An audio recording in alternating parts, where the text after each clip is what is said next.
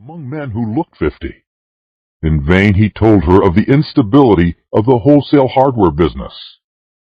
Hildegard had chosen to marry for mellowness, and marry she did. Chapter 7. In one particular at least, the friends of Hildegard Moncrief were mistaken. The wholesale hardware business prospered amazingly.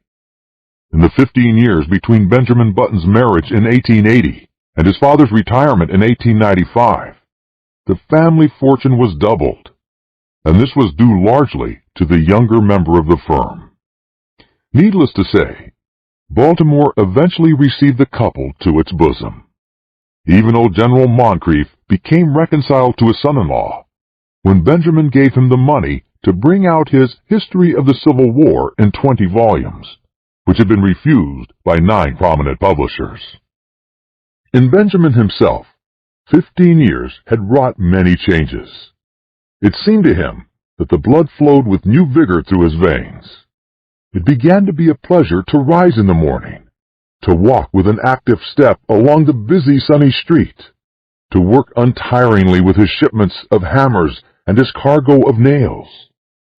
It was in 1890 that he executed his famous business coup. He brought up the suggestion that all nails used in nailing up the boxes in which nails are shipped are the property of the shippee. A proposal which became a statute, was approved by Chief Justice Fossil, and saved Roger Button and Company, Wholesale Hardware, more than 600 nails every year. In addition, Benjamin discovered that he was becoming more and more attracted by the lighter side of life. It was typical of his growing enthusiasm for pleasure that he was the first man in the city of Baltimore to own and run an automobile. Meeting him on the street, his contemporaries would stare enviously at the picture he made of health and vitality. "He seems to grow younger every year," they would remark. And if old Roger Button, now 65 years old, had failed at first to give proper welcome to his son, he atoned at last by bestowing on him what amounted to adulation. And here we come to an unpleasant subject, which it will be well to pass over as quickly as possible. There was only one thing that worried Benjamin Button. His wife had ceased to attract him. At that time, Hildegard was a woman of 35, with a son, Roscoe, 14 years old. In the early days of their marriage, Benjamin had worshipped her. But as the years passed, became an unexciting brown. The blue enamel of her eyes assumed the aspect of cheap crockery. Moreover, and most of all, she had become too settled in her ways, too placid, too content, too anemic in her excitements, and too sober in her tastes. As a bride, it had been she who had dragged Benjamin to dances and dinners. Now, conditions were reversed. She went out socially with them, but without enthusiasm, devoured by that eternal inertia which comes to live with each of us one day and stays with us to the end. Benjamin's discontent waxed stronger. At the outbreak of the Spanish-American War in 1898, his home had, for him, so little charm that he decided to join the army. With his business influence, he obtained a commission as captain, and proved so capable to the work that he was made a major, and finally a lieutenant colonel, just in time to participate in the celebrated charge up San Juan Hill. He was slightly wounded and received a medal. Benjamin had become so attached to the activity and excitement of army life that he regretted to give it up. But his business required attention, so he resigned his commission and came home. He was met at the station by a brass band and escorted to his house. Chapter 8. Hildegard, waving a large silk flag, greeted him on the porch, and even as he kissed her, he felt a sinking of the heart, realizing that these 3 years had taken their toll. She was a woman of 40 now, with a faint skirmish line of gray hairs in her head. The sight depressed him. Up in his room, he saw his reflection in the familiar mirror. He went closer and examined his own face with anxiety, comparing it after a moment with a photograph of himself in uniform taken just before the war. "Good Lord," he said aloud.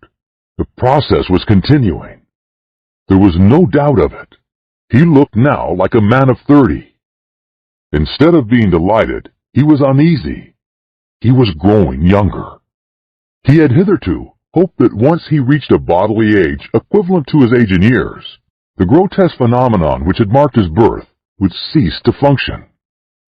He shuddered. His destiny seemed awful, incredible. When he came downstairs, Hildegard was waiting for him. She appeared annoyed, and he wondered if she had at last discovered that there was something amiss. It was with an effort to relieve the tension between them that he broached the matter at dinner in what he considered a delicate way. "Well," he remarked lightly, "everyone says I look younger than ever." Hildegard regarded him with scorn. She sniffed. "Do you think it's anything to boast about?" "I am not boasting," he asserted uncomfortably. She sniffed again. "The idea," she said, and after a moment, "I think you should have enough pride to stop it." "How can I?" he demanded. "I'm not going to argue with you," she retorted, "but there's a right way of doing things and a wrong way. If you've made up your mind to be different from everybody else, I don't suppose I can stop you.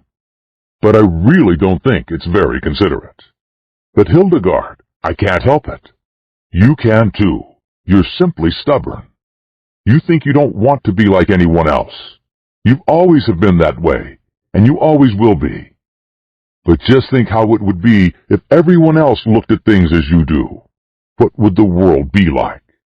As this was an inane and unanswerable argument, Benjamin made no reply, and from that time on, a chasm began to widen between them. He wondered what possible fascination she had ever exercised over him. To add to the breach, he found, as the new century gathered headway, that his thirst for celebration grew stronger.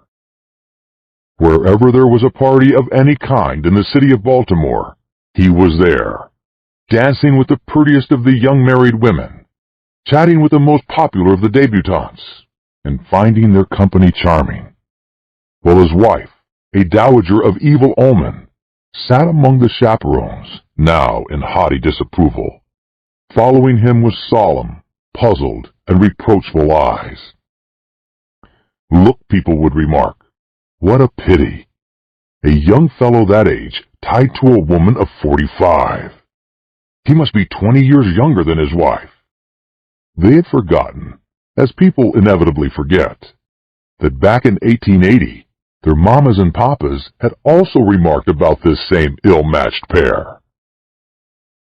Benjamin's growing unhappiness at home was compensated for by his many new interests. He took up golf and made a great success of it. He went in for dancing. In 1906, he was an expert at the Boston, and in 1908, he was considered proficient at the Maxine. Well, in 1909, his castle walk was the envy of every young man in town. His social activities, of course, interfered to some extent with his business. But then he had worked hard in wholesale hardware for 25 years, that he could soon hand it on to his son Roscoe, who had recently graduated from Harvard. He and his son were, in fact, often mistaken for each other. This pleased Benjamin. He soon forgot the insidious fear which had come over him on his return from the Spanish-American War, and grew to take a naive pleasure in his appearance. There was only one fly in the delicious ointment. He hated to appear in public with his wife. Hildegard was almost 50, and the sight of her made him feel absurd. Chapter 9. One September day in 1910, a few years after Roger Button & Company, wholesale hardware, had been handed over to young Roscoe Button, a man apparently about 20 years old, Benjamin Button entered himself as a freshman at Harvard University in Cambridge. He did not make the mistake of announcing that he would never see 50 again, nor did he mention the fact that his son had graduated from the same institution 10 years before.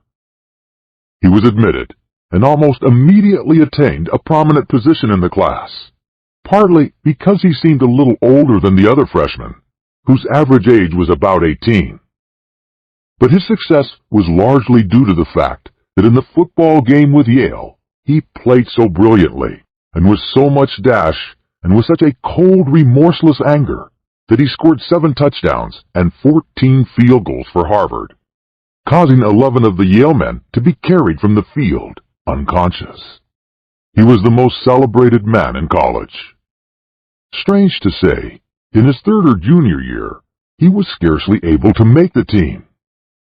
The coaches said that he had lost weight, and it seemed to the more observant among them that he was not quite as tall as before. He made no touchdowns. Indeed, he was retained on the team chiefly in hope that his enormous reputation would bring terror and disorganization to the Yale team. In his senior year, he did not make the team at all. He had grown so slight and frail that one day he was taken by some sophomores for a freshman, an incident which humiliated him terribly. He became known as something of a prodigy, a senior who was surely no more than 16, and he was often shocked at the worldliness of some of his classmates. His studies seemed harder to him. He felt that they were too advanced. He had heard his classmates speak of St. Midas, the famous preparatory school, at which so many of them had prepared for college, and he determined after his graduation to enter himself at St. Midas, where the sheltered life among boys his own size would be more congenial to him. Upon his graduation in 1914, he went home to Baltimore with his Harvard diploma in his pocket. Hildegard was now residing in Italy, so Benjamin went to live with his son, Roscoe. But though he was welcomed in a general way, there was obviously no heartiness in Roscoe's feeling toward him. There was even perceptible a tendency on his son's part to think that Benjamin, as he moped about the house in adolescent moodiness, was somewhat in the way. Roscoe was married now and prominent in Baltimore life, and he wanted no scandal to creep out in connection with his family. Benjamin, no longer persona grata with the debutantes and younger college set, found himself alone much of the time, except for the companionship of 3 or 4 15-year-old boys in the neighborhood. His idea of going to St. Midas recurred to him. "Say," he said to Roscoe one day, "I've told you over and over that I want to go to prep school."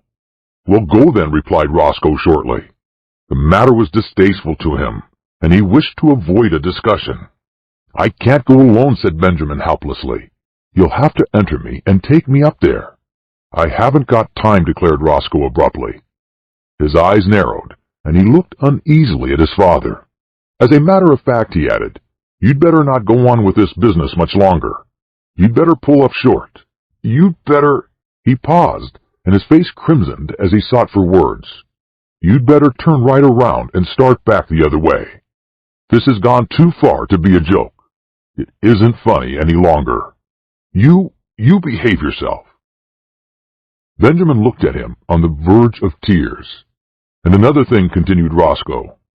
"When visitors are in the house, I want you to call me Uncle, not Roscoe. But Uncle, do you understand? It looks absurd for a boy of 15 to call me by my first name. Perhaps you'd better call me Uncle all the time, so you'll get used to it." With a harsh look at his father, Roscoe turned away. Chapter 10. At the termination of this interview, Benjamin wandered dismally upstairs and stared at himself in the mirror. He had not shaved for 3 months, but he could find nothing on his face but a faint white down with which it seemed unnecessary to meddle. When he had first come home from Harvard, Roscoe had approached him with the proposition that he should wear eyeglasses and imitation whiskers glued to his cheeks, and it seemed for a moment that the farce of his early years was to be repeated. But whiskers had itched and made him ashamed. He wept, and Roscoe had reluctantly relented. Benjamin opened a book of boy stories, The Boy Scouts in Bimini Bay, and began to read. But he found himself thinking persistently about the war. America had joined the Allied cause during the preceding month, and Benjamin wanted to enlist. But alas, 16 was the minimum age, and he did not look that old. His true age, which was 57, would have disqualified him anyway. There was a knock at his door, and the butler appeared with a letter bearing a large official legend in the corner, and addressed to Mr. Benjamin Button. Benjamin tore it open eagerly and read the enclosure with delight. It informed him that many reserve officers who had served in the Spanish-American War were being called back into service with a higher rank, and it enclosed his commission as Brigadier General in the United States Army, with orders to report immediately. Benjamin jumped to his feet, quivering with enthusiasm. This was what he had wanted. He seized his cap, and 10 minutes later he had entered a large tailoring establishment on Charles Street, and he asked in his uncertain treble to be measured for a uniform. "Want to play soldier, Sonny?" demanded a clerk casually. Benjamin flushed. "Say, never mind what I want," he retorted angrily. "My name's Button, and I live on Mount Vernon Place, so you know I'm good for it." "Well," admitted the clerk hesitantly, "if you're not, I guess your daddy is all right." Benjamin was measured, and a week later his uniform was completed. He had difficulty in obtaining the proper general's insignia, because the dealer kept insisting to Benjamin that a nice Boy Scout badge would look just as well and be much more fun to play with. Saying nothing to Roscoe, he left the house one night and proceeded by train to Camp Mosby in South Carolina, where he was to command an infantry brigade. On a sultry April day, he approached the entrance to the camp, paid off the taxicab which had brought him from the station, and turned to the sentry on guard. "Get someone to handle my baggage," he said briskly. The sentry eyed him reproachfully. "Say," he remarked, "where are you going with the general's duds, Sonny?" Benjamin, veteran of the Spanish-American War, whirled upon him with fire in his eyes, but with, alas, a changing treble voice. "Come to attention," he tried to thunder. He paused for breath. Then suddenly he saw the sentry snap his heels together and bring his rifle to the present. Benjamin concealed a smile of gratification, but when he glanced around, his smile faded. It was not he who had inspired obedience, but an imposing artillery colonel who was approaching on horseback. "Colonel," called Benjamin shrilly. The colonel came up, drew rein, and looked warmly down at him with a twinkle in his eyes. "Whose little boy are you?" he demanded kindly. "I'll soon darn well show you whose little boy I am," retorted Benjamin in a ferocious voice. "Get down off that horse." The colonel roared with laughter. "You want him, huh, General?" "Here," cried Benjamin desperately, "read this." He thrust his commission toward the colonel. The colonel read it, his eyes popping from their sockets. "Where did you get this?" he demanded, slipping the document into his own pocket.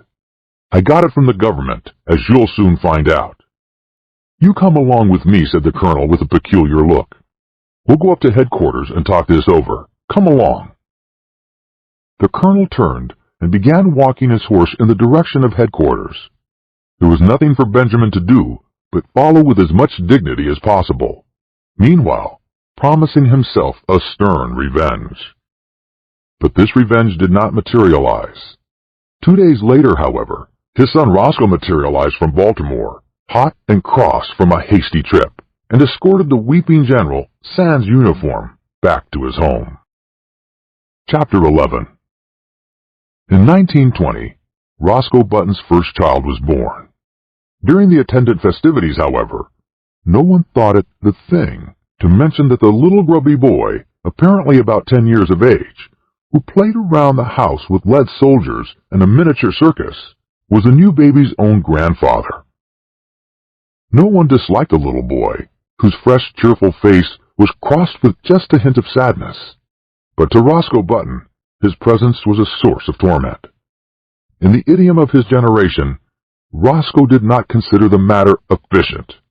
It seemed to him that his father, in refusing to look 60, had not behaved like a red-blooded he-man. This was Roscoe's favorite expression, but in a curious and perverse manner. Indeed, to think about the matter for as much as a half-hour drove him to the edge of insanity. Roscoe believed that live wires should keep young, but carrying it out on such a scale was inefficient. And there Roscoe rested. 5 years later, Roscoe's little boy had grown old enough to play childish games with little Benjamin under the supervision of the same nurse. Roscoe took them both to kindergarten on the same day, and Benjamin found that playing with little strips of colored paper, making mats and chains, and curious and beautiful designs was the most fascinating game in the world. Once he was bad and had to stand in the corner. Then he cried. But for the most part, these were happy hours in the cheerful room, with the sunlight coming in the windows and Miss Bailey's kind hand resting for a moment now and then in his tousled hair. Roscoe's son moved up to the first grade after a year, but Benjamin stayed on in kindergarten. He was very happy. Sometimes, when other tots talked about what they would do when they grew up, a shadow would cross his little face, as if in a dim, childish way he realized that those were things in which he was never to share. The days flowed on in monotonous content. He went back a third year to kindergarten, but he was too little now to understand what the bright, shining strips of paper were for. He cried because the other boys were bigger than he, and he was afraid of them. The teacher talked to him, but though he tried to understand, he could not understand at all. He was taken from kindergarten. His nurse, Nana, in her starched gingham dress, became the center of his tiny world. On bright days, they walked in the park. Nana would point at a great gray monster and say elephant, and Benjamin would say it after her. And when he was being undressed for bed that night, he would say it over and over aloud to her, elephant, elephant, elephant. Sometimes Nana let him jump on the bed, which was fun, because if you sat down exactly right, it would bounce you up on your feet again, and if you said "aw" for a long time while you jumped, you got a very pleasing broken vocal effect. He loved to take a big cane from the hat rack and go around hitting chairs and tables with it, saying, "Fight, fight, fight." When there were people there, the old ladies would cluck at him, which interested him, and the young ladies would try to kiss him, which he submitted to with mild boredom. And when the long day was done at 5 o'clock, he would go upstairs with Nana and be fed on oatmeal and nice, soft, mushy foods with a spoon. There were no troublesome memories in his childish sleep. No token came to him of his brave days at college, of the glittering years when he flustered the hearts of many girls. There were only the white, safe walls of his crib, and Nana, and a man who came to see him sometimes, and a great big orange ball that Nana pointed at just before his twilight bed hour and called Sun. When the sun went, his eyes were sleepy.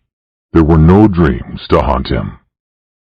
The past, the wild charge at the head of his men up San Juan Hill, the first years of his marriage when he worked late into the summer dusk down in the busy city for young Hildegard whom he loved, the days before that, when he sat smoking far into the night in the gloomy old Button house on Monroe Street with his grandfather.